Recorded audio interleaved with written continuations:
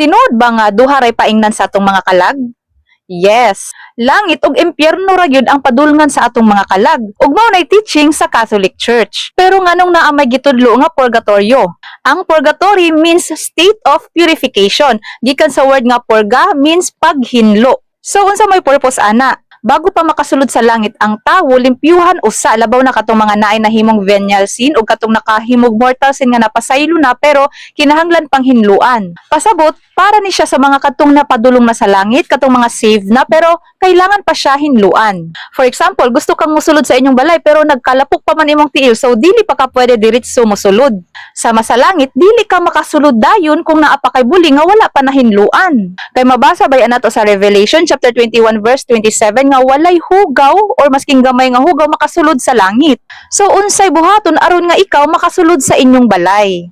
Syempre limpyuhan usa ka. Mao nay purgatory in a spiritual sense kanang paglimpyo sa imo. Pag mahinluan na ka, pwede na ka i-welcome sa gingharian sa Dios. Unya moingon pud nang uban, ay pwede ra man day gihapon ta makasala kay limpyuhan ra man day gihapon ta sa purgatorio. Mao nay mali nga pagsabot. Kanang mga kalag nga ni panaw pero naay mortal sin nya wala na pasaylo ug wala gihinulsulan, mao na sila ang mapadulong sa impyerno. Wala na gyud na sila'y pag-asa. Dili na madala og limpyo. Ang mga kalag pud nga walay mortal sin or katong mga nakahimog sala pero napasaylo na og bugos na yun nga nalimpyuhan sila ang pwede na mo diretso sa langit. Ang mga kalag nga moagi pag purgatory mao na sila tong mga kalag nga napasaylo na ang mga mortal sin pero kailangan pa hinluan. Or kadtong mga nakahimo og venial sin or mga sala nga dili kaayo bugat. Dili pwede nga mo diretso sila sa langit, kinahanglan pa silang limpyuhan. Asa man ang mabasa nga kinahanglan usang limpyuhan? 1 Corinthians chapter 3 verse 13 to 15. And the fire will test each one's work. If anyone's work is burned up, he will suffer loss, but he himself will be saved, but only as through fire.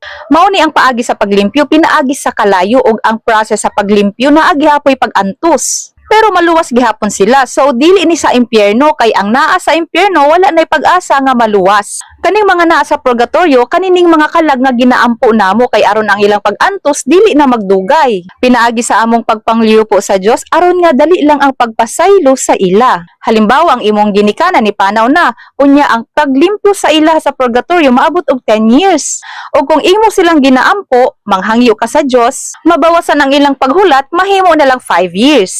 Example lang na siya aron nga makasabot mo kung unsa kadakong tabang ang atong pag-ampo nganha kanila. Muna nga kami mga Katoliko ginaampo jud namo ang mga minahal nga nimpanaw na maski pang dili ni sure kung naa ba sila sa purgatory kay basin day og naa pa sa purgatory ginahinluan pa sila. So naapay pag-asa.